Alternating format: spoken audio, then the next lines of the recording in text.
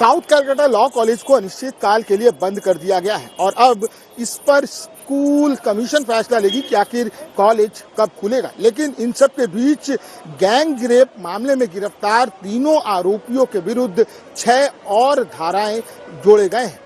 Police सूत्रों की माने तो इस मामले में अपहरण का भी मामला दर्ज किया गया है, चूंकि जो पीड़िता का आरोप है कि पहले उसे रोका गया, उसे प्रताड़ित किया गया और फिर इसके बाद उसे वहां से जबरन स्टाफ रूम में ले गया, गार्ड रूम ले जाया गया, जहां पर 3 मेजों को जोड़कर एक पलंग बनाई गई थी और उसके ऊपर पीला चद्दर बिछाया गया था। यानी सुनियोजित तरीके से इस वारदात को अंजाम दिया गया था और इस वारदात को अंजाम देने के लिए ही इस अपहरण की घटना को घटाया गया था। पुलिस ने पूरे जांच में ये भी पाया है कि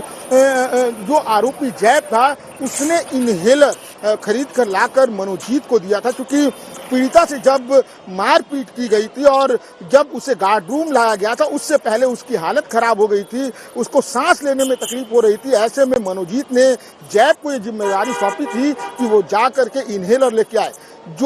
जिस दुकान से इनहेलर खरीदा गया था, पुलिस ने वहां से सीसीटीवी फुटेज भी कलेक्ट किया है, जहां से उसे इनहेलर खरीदता हुआ देखा जा सकता है। पुलिस की माने तो जैब ने दवा दुकान को 2 किस्तों में पेमेंट यानी कुछ नगद और कुछ ऑनलाइन देने की बात कही थी, जिसे लेकर वहां विवाद हो गया था और यही जैब के लिए सबसे बड़ा माइनस पॉइंट बना, जिसे पुलिस ने तुरंत कैच किया है। ऐसे में ये तो साफ है कि मामला सुनियोजित था और जिस तरीके से पूरे घटनाक्रम को अंजाम दिया गया उसे लेकर अब पुलिस भी अलर्ट मोड पर है और पुलिस ने अब अपहरण का मामला भी दर्ज कर लिया है, जिससे अब आरोपियों की मुश्किल और बढ़ सकती है। हालांकि आरोपी मनोजीत मिश्रा के वकील ने दावा किया है कि जो घटना घटी है वाकई में ये सुनियोजित नहीं थी, बल्कि दोनों के आपसी सहमत से ये सब कुछ हुआ था।